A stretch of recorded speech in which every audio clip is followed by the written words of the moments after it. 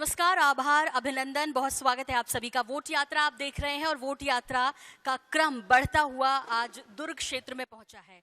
दरअसल दुर्ग की जब बात आती है तो वैसे भी देखा जाए तो 2018 के जब नतीजे हम उन्हें देखते हैं, पन्ने पलटते हैं तो समझ ये आता है कि दरअसल यदि सरकार बनी तो इस क्षेत्र की देन ही थी। इसके अलावा ये भी देखना दिलचस्प होता है कि जब हम छत्तीसगढ़ सरकार की तरफ देखते हैं तो लगभग आधा दर्जन मंत्री इसी क्षेत्र से आते हैं और वैसे भी इस क्षेत्र ने कई बड़े राजनेता दिए हैं जो कि न सिर्फ प्रदेश की राजनीति बल्कि दिल्ली तक जिन्होंने अपना डंका बजाया है। ऐसे में एक क्षेत्र इस बार छत्तीसगढ़ विधानसभा चुनाव 2023 के लिए कितना महत्वपूर्ण है किसी से छिपा नहीं, और यही सब जानने की कोशिश करते हुए हमारा INH 24/7 और INH का ये सिलसिला आगे बढ़ते हुए जहां बस्तर के बाद आगे बढ़ा और अब दुर्ग संभाग को समझने की कोशिश कर रहे हैं। इस कड़ी में आज हम इस क्षेत्र में आए हैं और ये यात्रा अनवरत न सिर्फ छत्तीसगढ़ बल्कि मध्य प्रदेश में भी इसी तरीके से जारी है।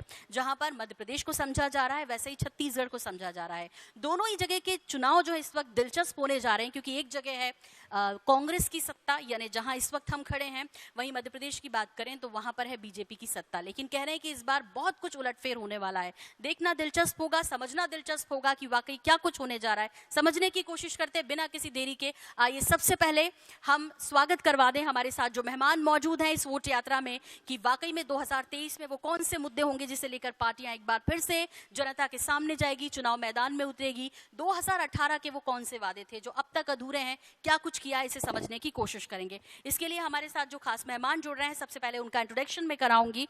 मैं आपसे मुखातिब कराना चाहूंगी सबसे पहले ब्रजेश बिचपुरिया जी हमारे साथ हैं, जिला अध्यक्ष हैं भाजपा के। जोरदार तालियों के साथ इनका स्वागत करेंगे। हमारे साथ हैं मुकेश चंद्राकर जी, जिला अध्यक्ष कांग्रेस के। जोरदार तालियों के साथ इनका भी अभिनंदन करते हैं। हमारे साथ हैं जहीर खान जी, JCCJ नेता, बहुत स्वागत है आपका भी। और साथ ही साथ मैं अपने कैमरामैन से कहूंगी कि थोड़ा सा कैमरा पीछे की तरफ घुमाएंगे और जो हमारे गणमान्य अतिथि इस वक्त नगर के यहाँ पर मौजूद हैं उनको भी टीवी के माध्यम से देश की जनता को दिखाएंगे। हमारे साथ हैं महापौर नीरज पाल जी भिलाई, बहुत बहुत शुक्रिया, बहुत धन्यवाद, आपने वक्त दिया। और तमाम वो पार्षद, तमाम वो नेता जो इस वक्त बीजेपी कांग्रेस के हमारे बीच हैं, जो शहर की जो जनता हमारे बीच है, उन सभी का स्वागत करेंगे। बिना किसी देरी के ये समझने की कोशिश करेंगे कि 2023 में आखिर जनता क्यों चुने, उसे क्यों चुने जो वर्तमान सत्ता में है, और जो विपक्ष में बैठा है उसे क्यों चुने। तो क्यों ना सबसे पहले शुरुआत कर रहे हैं आपके साथ मुकेश चंद्राकर जी, चूंकि आपकी सरकार चल रही है। कितने वादे थे 2018 के जो पूरे कर दिए, कितने अधूरे हैं, क्या कुछ मैदान में लेकर उतर रहे हैं? देखिए, सबसे पहले तो मैं इस पंडित नेहरू की देन इस भिलाई शहर में आप सबका स्वागत करता हूँ, इस वोट यात्रा का स्वागत करता हूँ। और मैं आपके माध्यम से ये बताना चाहता हूँ कि छत्तीसगढ़ में माननीय भूपेश जी की सरकार ने जब से यहाँ पर आई है, 2 साल तो हमने कोरोना में निकाल दिए, बचे हुए जो 2.5 साल पौने 3 साल में लगभग उन्होंने सभी वादे पूरे कर दिए हैं। और ऐसा कोई भी मुद्दा नहीं है जो विपक्ष के पास है। और हम सिर्फ विकास के मुद्दे में माननीय भूपेश बघेल जी के जिन्होंने विकास कार्य किए हैं उसी मुद्दे पे हम मैदान में जाएंगे। नहीं तो ये तो बात हो गई कि हमने किए हैं, क्या मुद्दे इस बार जो आप लेकर उतरने वाले हैं, क्या किया? अच्छा ठीक है, मैंने कहा आपसे कि आधा दर्जन मंत्री इस क्षेत्र से आते हैं, ऐसा क्या आपने नजीर पेश की है इस क्षेत्र के लिए, इस संभाग के लिए, कि कहना हो कि भाई देखिए हमारे 6 मंत्री थे, हमारे इतने प्रतिनिधि थे, हमने किया? सबसे पहले तो कांग्रेस सरकार ने जो कहा सो किया वाली बात है। आप देखेंगे यहाँ पर ये छत्तीसगढ़ जो है धान का कटोरा कहा जाता था। इस धान के कटोरे में उस किसान को आज तक कोई मूल्य नहीं मिलता था। पहली बार ऐसा हुआ है कि इसमें उनको किसान के धान्यों का समर्थन मूल्य मिला है, जिससे वो आर्थिक रूप से स्ट्रांग हुए हैं। दूसरी बात आप देखेंगे कि हमने यहाँ पे स्वास्थ्य के दिशा में बहुत बड़ा काम किया है। आज हर गली में, हर मोहल्ले में आप स्वास्थ्य के दिशा में जाएंगे। तीसरा, आपने शिक्षा के क्षेत्र में बड़ा काम किया है। ये छत्तीसगढ़ जो है पिछड़ा बहुल्य, आदिवासी बहुल्य क्षेत्र होता है। इस आदिवासी बहुल्य और पिछड़ा वर्ग है, यहाँ पर हमने आत्मानंद स्कूल के माध्यम से जो शिक्षा के क्षेत्र में जो अलख जगाई है, वो जो है सारे देश में एक मिसाल बन के आई है। तो बेसिक रिक्वायरमेंट होता है स्वास्थ्य, शिक्षा, आर्थिक। छत्तीसगढ़ में माननीय मुख्यमंत्री जी की सरकार ने, कांग्रेस की सरकार ने इस तीनों ही विषयों पे बहुत ही काम किया है। मुकेश जी, और मैं बार-बार छत्तीसगढ़ जो है कर रही हूँ भिलाई नगर पे, क्योंकि मैं यहाँ खड़ी हूँ। मैं फोकस कर रही हूँ इस क्षेत्र पर। आपने आप अभी यहाँ नहीं, आप हम लोग जो है छत्तीसगढ़ की बात कर रहे हैं। नहीं, बात हम भिलाई नगर दुर्ग संभाग की कर रहे हैं, दुर्ग क्षेत्र की कर रहे हैं, इस क्षेत्र की कर रहे हैं। इस क्षेत्र में आप मैडम देखेंगे, जिस जिला में मेरे को कार्यभार मिला है, मेरे अंतर्गत वैशाली नगर, भिलाई और रिसाली क्षेत्र आता है। हम लोग जिस जगह पे बैठे हैं, ये जो शेड जो दिख रहा है, ये भी कांग्रेस की देन है। जी जी, चलिए तो कम से कम यहाँ से निकल के जो क्षेत्र पटरी पार बोला जाता है, पटरी पार। जी मुकेश जी, हम जब अभी अपनी टीम के साथ यहाँ आ रहे थे तो 6 मंत्री देने के बावजूद भी सड़कें कुछ खास नहीं थी। इस पर कुछ टिप्पणी करेंगे आप? मैडम आप सर बोलने दीजिए, सर बोलने दीजिए। कांग्रेस ही बोल रहे हैं सेम से। देखिए, आप रायपुर से मैडम, आप रायपुर से दुर्ग तक का सफर किए हैं जी। इसको NHAI का है रोड। NHAI जो है सेंट्रल गवर्नमेंट के अधीन है। इसके लिए मैंने 25 बार कम से कम NHAI के अधिकारियों से मैं पर्सनली बात किया हूँ। आपका NHAI और उनके कान में जू नहीं लग रहा है, उसको हम लोग क्या कर सकते हैं? चलिए ब्रजेश जी, अब इस पर आंसर कीजिए।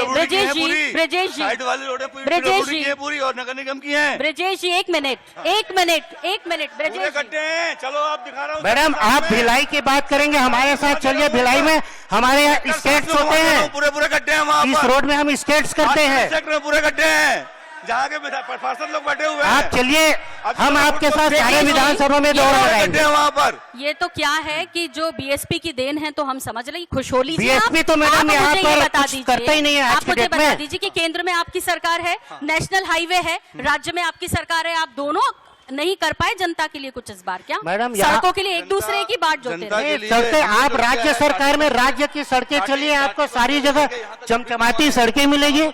रह गई बात भिलाई की, एक करके तो सर एक करके कुछ नहीं किया। आज जितने भी पुलिया जितने भी अंडरब्रिज बन रहे हैं जी, सारे के सारे भाजपा जमाने के हैं। इन लोगों ने केवल फीता काटने का काम किया है। ठीक है। आपने नेहरू नगर का ब्रिज देखा है? नेहरू नगर का ब्रिज, उसको केवल फीता काटने का काम इनने किया है। हमारे जमाने में बना। मौला टंकी का मामला है, वो भी हमारे जमाने में बना है। ये सारे के सारे लोग तो फिर फीता काटने का काम ये बता दीजिए, पूरे के पूरे काम भाजपा के जमाने में हुए हैं और आज भी। ब्रजेश जी, ये बता दीजिए, जब आपके जमाने में इतना काम हो गया तो फिर 2018 में वो जमाना लौट के क्यों नहीं आया? 2018 में इनने गंगा जल की कसम खाई। गंगा जल और तुलसी जब अंतिम समय में आता है, हमने तो सिर्फ किसानों का कर्ज माफ करने के लिए गंगा जल की कसम खाई और 1 घंटे में किया, 1 घंटे में पूरा किया है। 1 घंटे में किसानों का कर्ज माफ किया, दोनों बोल 1 घंटे, सिर्फ 1 घंटे। गंगा जल तुलसी अब इनको पिलाई जाएगी और इनको विदाई की जाएगी। चलिए ठीक है, ऐसी क्या चीज है? 1 घंटे में कर्ज माफी किए हैं। मुकेश, क्या मुद्दे हैं जिन्हें लेकर आप 2023 के मैदान में कूदने वाले हैं? इनकी असफलताएं या आपके पास कुछ लक्ष्य हैं? हमारा लक्ष्य, हमारा व्यू है, उसको लेके हम चल रहे हैं। प्लस इनकी जो असफलताएं हैं वो भी हम जनता के बीच में उजागर कर रहे हैं। 36 सूत्री जो इन्होंने घोषणा पत्र घोषित किया था गंगा जल हाथ में लेकर के, उसके एक भी सूत्र को पूरा नहीं किया। आज शराबबंदी की बात की थी इनने, शराबबंदी की बात की थी इनने। 2000 करोड़ का घपला शराब में हुआ और एक व्यक्ति, अनवर ढेबर नाम का व्यक्ति, जिसका एक सिपाही से लेकर कमिश्नर तक जिसकी पोस्टिंग होती थी, बिना एक्साइज की शराब बिकी, उस शराब को पकड़ा गया। गंगा जल कसम हाथ में लेके बोलिए कि हमने गंगा जल कसम जिसकी सौगंध कही थी पूरी नहीं की है। मुकेश जी, मैं आपके पास आऊंगी जी। हेलो 150 रुपए तक एक शराब की बोतल में कमीशन लिया गया। 2000 करोड़ हाँ, उसमें हुआ है और इस घपले को उसमें किसका फोटो था चपटी में वो सबको मालूम है। इसके बाद बेरोजगार बच्चों के साथ खिलवाड़ किया गया। बेरोजगार बच्चों को 2500 भत्ते देने की बात की गई। पूरे 4.5 साल निकल गए, भत्ता नहीं दिया गया। अभी अप्रैल महीने में इन्होंने डिक्लेयर किया है 4.5 साल बाद, उसमें भी जो इनकी शर्तें हैं उन शर्तों के हिसाब से आधे से ज्यादा बच्चे उसके लिए इंटाइटल नहीं है, उनको भत्ता नहीं मिल पा रहा है। इसके साथ साथ आपने जो PSC का देखा, PSC में IAS IPS और कांग्रेस के नेताओं का, राजनीतिज्ञों का, इन लोगों के बच्चों का सिलेक्शन हुआ। जो ऑर्डिनरी बच्चा था, सामान्य परिवार का बच्चा था, उन सबको इन्होंने किनारे कर दिया। जिन बच्चों ने मेहनत की थी, जिनके परिवारों को बड़ी उम्मीद थी कि हमारे बच्चों को कुछ भला होगा, उन सब का इन्हें बंटा ढार कर दिया उनकी मेहनत का। इसके साथ साथ महिलाओं को 4 सिलेंडर देने की बात कही थी इन्होंने अपने घोषणा पत्र में। किसी भी महिला को एक भी सिलेंडर नहीं दिया गया। 1000 रुपए सिलेंडर का रेट कर दिए, नहीं दिया गया और कुछ नहीं दिया गया, आज तक कुछ नहीं दिया गया। इसके साथ साथ इसके साथ साथ जो प्रधानमंत्री आवास योजना के तहत मकान मिलने चाहिए थे, 16 लाख मकानों की स्वीकृति केंद्र सरकार ने दी, इनने 8 लाख मकानों को बनने नहीं दिया, मिलने नहीं दिया। केंद्र ने अभी तक राशि जारी नहीं की। पार्टी ने विधानसभा का घेराव किया, उसके बाद अभी इन लोगों ने थोड़े थोड़े मकान बेचने की बात की है, उसमें भी घपला हो रहा है। विजय बघेल साहब पाटन से चुनाव लड़ने जा रहे हैं, बढ़िया है, हम कहाँ मना कर रहे हैं। वो गए और उनको सामना करना पड़ा, लोगों की भीड़ ने उनसे कहा कि 300 रुपए बोनस कहाँ है, लोगों ने उनसे कहा 2100 रुपए समर्थन मूल्य कहाँ है। तो क्या आपसे वो सवाल नहीं पूछा जाएगा? पूछे जाएंगे, उसके हम सवाल देंगे। आज 2850 रुपए धान का मूल्य है, 2850 रुपए में 2400 रुपए तो केंद्र सरकार दे रही है, इनको को 450 रुपए देना है, वो भी पैसा दे नहीं रहे हैं, ये भी किस्तों में दे रहे हैं। ये भी किसान का नवंबर में धान खरीदी है और नवंबर आ गया, उस नवंबर में अभी तक किसान का पैसा पेमेंट नहीं हुआ, किसान को बेवकूफ बना रहे हैं, किसान के नाम से कर्जा ले रहे हैं और कर्जे के आधा पैसा खा जा रहे हैं। किसानों के मुद्दे पर आऊंगी, हमारे साथ किसानों के मुद्दे पर आऊंगी। जहीर खान साहब JCCJ की तरफ से, जहीर खान आपसे समझना चाहेंगे कि आप किन विषयों को लेकर इस बार चुनाव मैदान में उतरने जा रहे हैं? ब्रजेश जी, और आपने पहला ही सवाल इस सरकार में जो कांग्रेस की सरकार है अभी उनके जिलाध्यक्ष से यहाँ पे आपने पूछा कि घोषणा पत्र में किए गए कितने वादों को पूरा किया गया। मेरे ख्याल से उन्होंने उसका उत्तर नहीं दिया। जो छत्तीसगढ़ की 3 करोड़ से ज्यादा की जनता है, हमारे लोग भी उससे 3 करोड़ से ज्यादा की जनता वो ये समझती है कि जो शराबबंदी का वादा था सरकार का उस पे विफल रही है, जो 20 लाख बेरोजगारों को रोजगार देने का वादा था उस पे सरकार विफल रही है, और 20,000 लोगों को केवल संविदा में नियुक्ति देकर और अपनी वाहवाही ठोके ये, और भ्रष्टाचार में चाहे कांग्रेस की सरकार रही हो चाहे भारतीय जनता पार्टी की सरकार रही हो, दोनों लिप्त रहे। और मैं एक और बात कहना चाहूंगा इससे बढ़कर कि कांग्रेस के जो उस समय के राष्ट्रीय अध्यक्ष थे आदरणीय राहुल गांधी जी, उन्होंने पोलावरम में आकर बस्तर में यह कहा था कि हम अपने आदिवासी भाइयों का हक नहीं छीनने देंगे। और लगातार कांग्रेस की सरकार आने के बाद 8 खदानों का, उन खदानों का जिन पर राहुल गांधी ने कहा था कि मैं अपने मरते दम तक इनको आदिवासियों से छीनने नहीं दूंगा, उनके खदानों का लीज कांग्रेस सरकार ने पास किया। और ये भर्राशाही और लूट कांग्रेस और भाजपा दोनों की सरकारों ने मिलकर किया है। मैं ये हमारा दल इसके खिलाफ लड़ेगा और हम लोग अपनी पार्टी को निसंदेह क्षेत्रीय पार्टी होने के कारण हम लोग अपने दल को बढ़ाने की कोशिश करेंगे और अपने जो आंकड़े हैं हमारे विधानसभा में उससे और आगे जाने की कोशिश करेंगे। और हमारे मुद्दे उन्हीं पर हैं, जल जंगल जमीन जो आदिवासियों का मुद्दा है वो हमारा मुद्दा है। जो बेरोजगार 20 लाख बेरोजगार कांग्रेस की सरकार आने के पहले उन्होंने वादा किया उस पे विफल रही है, वो शराबबंदी के मामले में विफल रही है, महिला उत्पीड़न के मामले में लगातार क्षेत्र में छत्तीसगढ़ के आंकड़े आप देखेंगी कि बढ़ते गए हैं। और ये शराब लगातार सरकार के बेचने के कारण हुआ, जिसका हम विरोध करते हैं। और इस चुनाव में लगातार इन मुद्दों को लेकर हम लोग चुनाव लड़ेंगे। नहीं तो आप ऐसे सड़कों पर दिखते नहीं जी, सड़कों पे तो दिखते नहीं उस हिसाब से। बिल्कुल आपकी तो संख्या को लेकर ही संकट है। आप बिल्कुल निसंदेह ये कह सकती हैं कि इस 2.5 साल के कोरोना काल में हम लोग पिछड़े। इस बीच में हमारे प्रदेश के मुखिया वो हम हमारे बीच से चले गए, लेकिन आप देखेंगे कि 1 महीना पहले हमने विधानसभा घेराव किया। जो भारतीय जनता पार्टी विपक्ष में है और उनके 14 विधायक हैं, लेकिन मैं नहीं समझता उन्होंने जो विधानसभा घेराव किया होगा उससे 4 गुना ज्यादा संख्या में इस प्रदेश भर के लोग आकर उस विधानसभा को घेरे। और आगे यही हम लोग अपना विधानसभा में भी करने की कोशिश करेंगे। चलिए, मैं महापौर नीरज पाल जी का रुख कर रही हूँ और उनसे समझना चाह रही हूँ कि दरअसल वो कौन से काम है जो गिनाने चाहिए कि अभी तक किए हैं और इसीलिए कांग्रेस को वोट दिया जाना चाहिए। कम से कम हम यदि इस क्षेत्र की बात करें तो वो कौन सी चीजें जो आप बताने जाएंगी जनता को? देखिए, मैं आपके माध्यम से जितने भी लोग आज IANS से जुड़े हैं मैं उन सबका स्वागत अभिनंदन करता हूं अपने इस भिलाई शहर से, भिलाई नगर निगम क्षेत्र से। मैं अभी सुन रहा था, आपकी बात भी सुनी और तीनों वक्ताओं की बात सुनी। आज चुनाव आया है तो हम लोग बहुत सारे आरोप प्रत्यारोप कर रहे हैं सरकार पर। 15 साल भारतीय जनता पार्टी की सरकार रही इस प्रदेश में, वो खुद जानते हैं कि वो क्यों सरकार से गए। आज वो जिस चीज को बोल रहे हैं, हमारे मुखिया माननीय भूपेश बघेल जी इस प्रदेश के मुखिया जो मुख्यमंत्री हैं, उनके नेतृत्व में इन 4-4.5 सालों में, 4.25 सालों में लगातार हर क्षेत्र में, चाहे वो शहरी क्षेत्र हो या ग्रामीण क्षेत्र हो, सभी क्षेत्रों में काम हुआ है। ग्रामीण क्षेत्रों में अनगिनत काम हुए हैं। जो जितनी भी चुनाव के समय जो घोषणाएं थी वो सारी लगभग घोषणाएं पूरी हुई है।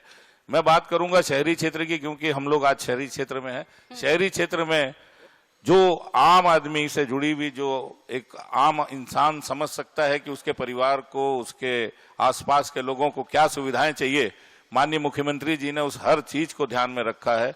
चाहे वो क्षेत्र मेडिकल का हो, मेडिकल के क्षेत्र में चाहे धनवंतरी दवा दुकान योजना हो, जिसके माध्यम से आज उन परिवारों को, जो आम परिवार है, साधारण मध्यम वर्गीय परिवार है, उनको 70% कम तक के दवाइयां मिल रही है। हर बाजार में, हर क्षेत्र में, हर मोहल्ले में, हर नुक्कड़ पे शहरी स्लम योजना के तहत वो मेडिकल वैन जा रही है। दाई दीदी क्लिनिक योजना के माध्यम से बहनों को, माताओं को मेडिकल सुविधा मिल रही है। आज की तारीख में सबसे बड़ी सुविधा हर इंसान के लिए, आम जो मध्यम वर्गीय परिवार है उसके लिए दवा और स्वास्थ्य की सबसे बड़ी जरूरत है। उसके बाद शिक्षा की बात करें तो शिक्षा के लिए हमारे दुर्ग जिले में 32 आत्मानंद स्कूल जो खोले हैं, वो आज एक शिक्षा के क्षेत्र में एक अलग ऊंचाइयों पे पहुंचा है। आज यहाँ भिलाई में जो कभी यहाँ के, चाहे वो प्राइवेट स्कूल हो, चाहे डीपीएस हो, केपीएस हो, हमारे क्षेत्र के जो स्कूल थे, वहां पे एडमिशन के लिए मारामार लगी रहती थी, लोग वेट करते थे, मिलता नहीं था एडमिशन। आज वहां वो बुला बुला के सीटें दे रहे हैं। आत्मानंद में हम पूरा नहीं कर पा रहे, आत्मानंद इंग्लिश मीडियम में, वो शिक्षा का स्तर है। साथ ही साथ आत्मानंद कॉलेज खोलने के लिए अभी माननीय मुख्यमंत्री जी पिछले दिनों आए थे, उन्होंने घोषणा की है, छात्रावास की भी घोषणा की है। और सबसे बड़ी बात, जो खेल से जोड़कर आम आदमी के जो उसको बढ़ाता है, उसको लेके, खेल को लेकर बहुत सारी इतना कुछ किया। मैं आपको एक बात और बताना चाहता हूं मैडम, मैं नगर निगम क्षेत्र, शहरी क्षेत्र में हूं, जहां पे लगभग 70 वार्ड है। उन 70 वार्डों के अंतर्गत लगभग इन 4-4.5 सालों में 250 करोड़ से ज्यादा का अनुदान, दान शासन का हमको मिला है विभिन्न योजनाओं में। जहां तक अभी बात कर रहे थे सड़कों की, आप यहां बैठे हुए हर आदमी जानता है कि 5 साल पहले वैशाली नगर की स्थिति क्या थी, आज क्या है। अभी 1.5 साल के अंदर लगभग 25 करोड़ से ऊपर की। आप अध्यक्ष जी मेरा आपसे निवेदन है, सुनिए, अरे मेरी बात सुनिए, अध्यक्ष जी, ऐसा नहीं होगा। हम आपकी बात सुन रहे हैं, आप सुनिए ना, ऐसे बीच में नहीं। मैडम, हम लोग बहुत प्यार से बोल रहे हैं, सुनने दीजिए, मेरी बात बोलने दीजिए। आपने जहां आंदोलन किया था, जहां आपने धरना दिया था, वो 2x2 का एक गड्ढा था जिसको आप टेप लेके नाप रहे थे, और वो भी एनएचए का था जहां आपने दिया था। लगभग 20-22 सालों से इस भिलाई शहर की, भिलाई टाउनशिप के लोगों की बहुत बड़ी समस्या थी। लोगों ने आवास लिया था इस भिलाई प्रशासन से, उस प्रशासन ने लीज पर आवास आवंटित किया था। लगातार सरकार रही इनकी, इन्होंने कोई काम नहीं किया। आज आने के बाद, आज कांग्रेस गवर्नमेंट आने के बाद माननीय मुख्यमंत्री जी मुलाकात में आए, लीज की समस्या को लेकर या लीज की प्रॉब्लम जब उन्होंने सॉल्व की, अब आप समस्या खड़ी कर रहे हैं। जब आपको करना था 15 साल कम पड़ गए थे। लीज का कोई प्रॉब्लम नहीं था, ये लोगों को बेवकूफ बनाने वाली बात है। इन्होंने बोला, माइक आगे कर लीजिए। इन्होंने बोला कि हमने उसका एग्रीमेंट जो है वो नहीं, हमने लीज कर दिया है और लीज के माध्यम से लोगों को फायदा मिलेगा, लीज के माध्यम से लोगों को लोन मिलेगा, ये मिलेगा, कुछ नहीं मिलेगा। केवल जो एग्रीमेंट हुआ था मिल रहा है को रजिस्टर्ड किया गया है। जैसे एक बंटवारानामा होता है दो भाइयों के बीच में, उसको आप अपना आपसी में कर लेते हैं, और इनने उस बंटवारानामा को रजिस्टर्ड केवल किया। पब्लिक और पब्लिक सेक्टर के बीच आपसीनामा नहीं होता है, पब्लिक और पब्लिक सेक्टर के बीच रजिस्ट्री होती है। कि जिन 5 लोगों की आपने कागजों की रजिस्ट्री कराई है, मकानों की रजिस्ट्री नहीं कराई है, फिर ये झूठ बोल रहे हैं। मकानों की रजिस्ट्री और कागजों की रजिस्ट्री में अंतर होता है। कागज, ये रेंट एग्रीमेंट का कानून है कि अगर किसी एग्रीमेंट को 11 महीने की अवधि पूरी हो गई, देखिए आप लोग बोल रहे हैं आप 6 महीने में करने वाले तो उसी कागज की रजिस्ट्री। ये कानून है कि अगर 11 माह किसी एग्रीमेंट को 11 माह से ऊपर हो जाता है तो रजिस्ट्रार के यहाँ जा करके उस पेपर की रजिस्ट्री कराना अनिवार्य होता है। ये कानून है, इन्होंने कोई एहसान नहीं कराया, ये कानून है। ये आपको कर लेना चाहिए। आप 15 साल में करवा लेते। विधायक जी अभी अपने जनता के बीच में प्रगति यात्रा कर रहे हैं, प्रगति यात्रा में जनता से मिल रहे हैं। और दूसरी बात, घर में काजू का रोटी खा के एसी में सोने वाले पूर्व मंत्री जी क्यों नहीं है? आपको यह सवाल भी पूछना चाहिए था। ठीक है, अगर ये कह रहे हैं कि घर की रजिस्ट्री हो गई है, घर की रजिस्ट्री हो गई भैया, अगर एक भी व्यक्ति को, 1 मिनट, एक भी व्यक्ति को अगर उस घर के बेस पे, उस लीज के बेस पे अगर लोन मिल जाएगा तो मैं भरे आईएनएच के बीच में बोल रहा हूं, मैं अपना सर मुंडवा के बीच चौक पे खड़े हो जाऊंगा। आप बोल दीजिए किसी को भी घर के बेस पे लोन मिल जाएगा तो। मैडम, मैं आपको बहुत जिम्मेदारी से बोल रहा हूं, मैं नहीं जानता कि कौन क्या उसका जवाब दे रहा है। मैं बहुत जिम्मेदारी से बोल रहा हूं, मैं इस नगर निगम का महापौर हूं और मैं बहुत जिम्मेदारी से बोल रहा हूं कि लीज की जो रजिस्ट्री बोलने से चाहे मलबे की हो चाहे पेपर की हो, रजिस्ट्री होती है, पेपर की। उन्होंने पूछा लोन मिल जाएगा, आ रहा हूँ, उसी पे आ रहा हूँ। मैं जिम्मेदारी से बोल रहा हूँ, उसमें लोन भी मिलेगा और सारी चीजें मिलेगी। मैडम करा के दिखा दें। 1.5 लाख करोड़ का बजट है छत्तीसगढ़ सरकार का, और 1.5 लाख करोड़ के बजट में आदरणीय महापौर भी खड़े हुए अभी, उन्होंने कहा कि हमने आत्मानंद स्कूल खोला, ये खोला। इस भिलाई में 56 स्कूल भिलाई स्टील प्लांट संचालित करता था, आज 4 से 5 स्कूल। भैया 2 इंग्लिश मीडियम स्कूल खोला, भाजपा ने खोला, आत्मानंद किसी ने नहीं खोला। भाजपा की सरकार में 2 इंग्लिश मीडियम स्कूल खोले, आवाज मांगो, वो बंद होता गया। आप पूरे स्कूल बंद हो गए, बात करो। सरकार में हो चाहे राज्य की सरकार में हो चाहे केंद्र की सरकार में, आप सबने उन 56 डेंगू हो रहा है, छड़ में छिड़काव तक तो नहीं कर रही है। और उसके बाद जो रूटीन के काम है, सड़क बनाना, नाली बनाना, डोम सेट बनाना, 1.5 लाख के करोड़ के बजट में चाहे कोई भी आए वो ये काम करेगा, उस पर पीठ थपथपाने की आवश्यकता नहीं है। लेकिन जो पहले 15 सालों में नहीं हुआ उसके खिलाफ भी लड़े, पहले चोरों से लड़े। सर हम उसकी बात नहीं कर रहे जी। जोगी जो कांग्रेस है छत्तीसगढ़ की, हम 14% लेके क्षेत्रीय पार्टी हैं यहाँ पर छत्तीसगढ़ में, और हमारे प्रतिनिधि को बोलना नहीं दिया जा रहा है। 2 आपसे 2 लोग साथ प्रश्न कर रहे हैं, अभी आप बोल रहे हैं ना। हाँ, अभी आप बोल रहे हैं, हम जबरदस्ती आपसे कैमरा माइक लिए तब बोल रहे हैं मैडम, ऐसा नहीं होगा सर, ये क्या बात है? नहीं, आप प्रश्न करेंगे तो तीनों से बराबर प्रश्न करेंगे और तीनों के प्रश्न सुनेंगे। मतलब आप लोगों को अपने आसपास बैठे लोगों की आवाज नहीं, आवाज हम लोग, हमारी आवाज आप दबा रहे हो मैडम, हमारी आवाज तो सुन ही नहीं रहे हो आप 2 लोगों से प्रश्न कर रहे हो, तीसरे से प्रश्न नहीं कर रहे। दिखेगा जब आप कह रहे हैं मीडिया। अरे मैडम, हम जिलों में रहते हैं, जिलों में हम जिलों में रहते हैं, हम सड़कों में नहीं रहते हैं, हम जिलों में रहते हैं। अजीत जोगी 3 करोड़ जनता के जिलों में रहते हैं छत्तीसगढ़ में, हम रोड में नहीं घूमते, हम रोड में नहीं घूमते हैं मैडम, छत्तीसगढ़ के जिलों में रहते हैं, छत्तीसगढ़ के जिलों में रहते हैं हम लोग, छत्तीसगढ़ के जिलों में रहते हैं, नहीं गणक मैडम, हम रोड में नहीं दिखते, छत्तीसगढ़ के जिलों में रहते हैं हम जनता के जिलों में रहते हैं। जोगी जी ने जो 3 साल में काम किया है अपने कार्यकाल में, वही कार्यक्रम 15 साल में भाजपा ने किया, वही काम अभी हमारे आदरणीय हमारे मुख्यमंत्री जी कर रहे हैं। एक बात मैं बोलूंगा, सिर्फ एक बात बोलूंगा। हमारे आदरणीय छोटे भाई मुकेश भाई ने एक सवाल किया था, प्रश्न किया था कि हम लोगों ने क्रिया खा के शराबबंदी करेंगे। छत्तीसगढ़ में शराबबंदी नहीं हुई है। मैं ये पूछना चाहता हूं मुकेश भाई से कि आपने क्रिया खाई थी, गंगा जल लेके हाथ में अपने क्रिया खाया था कि हम शराबबंदी करेंगे। चलिए ये सवाल 1 मिनट मैं पूछूंगी सर। आपने पूछा शराबबंदी को लेके, एक एक करके पूछिए।